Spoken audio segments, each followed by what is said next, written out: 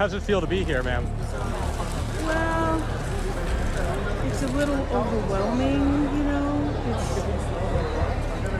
We've been meeting with community leaders, our kapuna, for the past couple of weeks, just trying to figure out what we could do. All this as Maui is reeling, but working to rebuild. Every single thing they have, and they're living on the air mattress and a cot and a chair. The whole town of Lahaina is no more. And I would always ask people, what do you really want? To move heaven and earth to help you recover, rebuild, and return to your lives. So we thought starting the fund with $10 million would be a great idea. Oprah Winfrey has finally spoken up about the chatter surrounding her alleged land grabs in Maui. Well, this is a really great point about being happier in the midst of an onslaught of being terrorized and vilified. Oprah went on to talk about how all the backlash led to some introspection. What if I didn't really know who I am? What if I didn't have the assurance of Invictus, that I am the master of my own fate? It's unsurprising that she feels this way considering what the locals have to say about her. We busted our ass, and this is what we get. Nobody called us. Our phones didn't work from 5 in the morning. 10 o'clock when I went to work, the fire was still there. We couldn't even have our pastor come in and ask us if we need prayer in the very beginning, but Oprah could come in.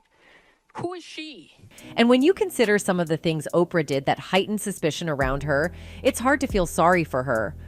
We were so concerned about what was happening in Maui. You're so concerned about what's happening in Maui that you somehow managed to hire a private firefighting team to protect your land? Who is she? Who is she? They said, oh, she knows the governor. We didn't need her in there in Bowen High. Get her out. Oprah Winfrey addressed some of the online criticism she and Dwayne Johnson faced after launching their People's Fund of Maui. The fund was set up to provide financial aid to those affected by the wildfires on the Hawaii island. Winfrey and Johnson initially put in $10 million and invited the public to contribute towards the cause. However, some critics questioned why the high-profile celebrities didn't fund the entire project themselves. During a recent appearance on CBS Mornings, Winfrey acknowledged the online discussions and said, all the online conversations, being slammed, lies, conspiracy theories, really took the focus off of what was the most important thing, and that was the people of Maui. I was on the ground talking to lots of people trying to figure out how do I best help. She went on to explain that initially she provided physical items like generators and towels, but as she engaged with the affected individuals, she realized they wanted direct involvement. Winfrey shared an article about Dolly Parton's initiative after the 2017 wildfires in Gatlinburg, Tennessee, where funds were directly distributed to the affected people. Inspired by this, they worked on the infrastructure for the Maui Fund to ensure money could be directly deposited into people's accounts. They thought about how they have both given to charity their whole lives and felt like starting with $10 million worked, because it was enough to kick things off before opening the Maui Wildfires Fund up to people who wanted to help but didn't know how. Despite facing criticism, Winfrey emphasized the value of putting money directly into the hands of those in need. She noted that 2,200 individuals have been verified to receive support from the People Fund of Maui, reinforcing her belief in the effectiveness of the initiative.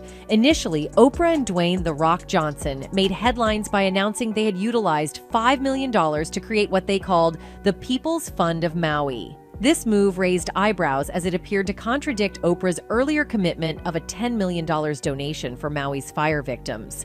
Oprah attempted to shed light on the situation by stating, "The infrastructure is in place for your donations to help people be able to have their own money, have their own agency."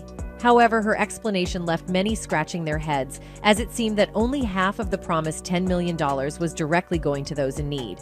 Subsequent developments have added to the confusion, with The Rock now appealing for additional donations to assist the Maui fire victims. This revelation exposed that the initial $5 million was essentially earmarked as startup capital for their project. This naturally asks the question, why are taxpayers now being asked to contribute when it was initially presented as a substantial direct donation? In essence, it seems that Oprah and The Rock's $5 million were used to create a system to receive further donations, a process similar to launching a typical company. This raises doubts about whether the full $10 million was ever intended to provide immediate relief to the victims. Another concerning aspect is the revelation that the Maui Fund is owned and operated by the Entertainment Industry Foundation, EIF, a nonprofit organization. EIF executives receive substantial salaries, with the president, CEO, and CFO earning significant annual sums. Additionally, 13 executives collectively earn $3.2 million each year, while lower-level workers earn an average of $64,527 annually. These revelations have led to growing speculation about Oprah and The Rock's true intentions. Some are beginning to question whether this might be more of a publicity stunt, particularly considering the fund managed by EIF has reportedly only provided $1,200 to individuals in need. Furthermore, the offer to have taxpayers donate monthly adds another layer of uncertainty, suggesting that the $10 million initially attributed to Oprah and The Rock may have primarily served as startup capital for the fund rather than immediate aid for the victims. Perhaps what makes this an even more bitter pill to swallow is that some people have accused Oprah Winfrey of taking extreme measures to protect her 2,000-acre Hawaiian property from the intense wildfires that swept across the island. Local Maui residents have voiced their frustration, claiming that she prioritized safeguarding her property over the well-being of the affected communities during the wildfire crisis. A TikTok video that went viral alleged that Winfrey had hired a private firefighting team before the fires even started, diverting crucial resources from aiding those in need. Adding to the controversy, when reports emerged that her property remained unharmed by the wildfires, some individuals even accused her of potentially having a hand in starting the blaze. On Twitter, a user posted a photo of Winfrey in front of her Maui house with a basket of vegetables, suggesting that her property miraculously escaped damage while others suffered. This sparked conspiracy theories about her involvement in the wildfire. Another social media user claimed that Winfrey had significantly expanded her property holdings in Maui over the years, while nearby homes were devastated by the wildfires, raising suspicions about her role in the crisis. These allegations coincided with reports from 2 weeks prior, where Maui locals raised questions about the handling of a fire caused by a downed power line. They questioned why it wasn't effectively contained and was allowed to reignite, contributing to the disaster. Residents argued that more could have been done to prevent the tragedy and save lives. One resident stated, "Why did they leave? If they could wait an hour or 30 minutes, they could have saved everybody else." Initially, the Maui Fire Department responded to the brush fire, but residents claimed they witnessed the fire starting from a downed power line. Despite early evacuations, the fire was initially declared 100% contained, only to later flare up, causing widespread destruction. Persistent questions linger about why the fire crews left the scene so quickly, especially considering the known threat of high winds. However, official investigations into the cause of the wildfire have not really yielded results. Many TikTokers have been pointing fingers at billionaires like Oprah Winfrey, accusing them of orchestrating the fires to acquire valuable land in Maui from indigenous populations, a theory that stems from Oprah's purchase of 2,000 acres on the island in March 2023. According to the claims, Ulupalakua Ranch sold larger properties, approximately 520 acres and 330 acres, to Winfrey's Los Angeles-based firm Harpo Inc. on February 10th for $3.89 million and $2.47 million, respectively. This theory raises valid concerns about residents losing their homes and facing housing shortages.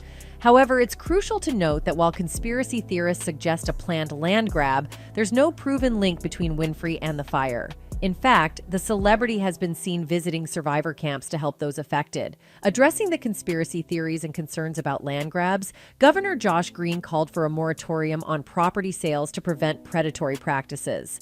Many people fear that this might mark the start of a land grab, displacing families and erasing Hawaiian culture. This fear is deeply rooted in the history of Native Hawaiians, dating back to the overthrow of the independent Kingdom of Hawaii in 1893, orchestrated for political and financial gain by American and foreign businessmen. Kapua Ala Sproat, director of the Kahuli'au Center for Excellence in Native Hawaiian Law at the University of Hawaii, stated, "Unfortunately, what happened with the wildfires directly related to our history of colonialism in Hawaii. Of course, it has been compounded by global climate change, but we wouldn't be in this situation in the first instance if it wasn't for colonialism." Sproat explained that Lahaina, a central region, was once rich in resources and the capital of Hawaii before it was changed to Honolulu. However, colonization demolition brought changes, with plantation interests depleting resources and altering the community's vibrant nature. In 1993, President Bill Clinton signed legislation apologizing for the U.S.'s role in the overthrow of the Hawaiian monarchy.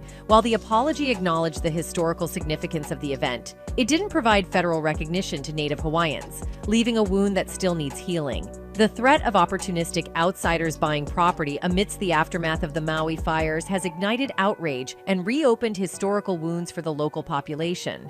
Now, as communities come together to prevent a repeat of history, the government has pledged full support. Multiple state agencies have issued warnings and offered assistance to residents at risk of predatory land purchases. Governor Josh Green is committed to ensuring people don't lose their land, and Hawaii's Department of Commerce and Consumer Affairs urged homeowners to exercise caution and report any suspicious offers on their property. That's all for the video, folks. Thanks for watching.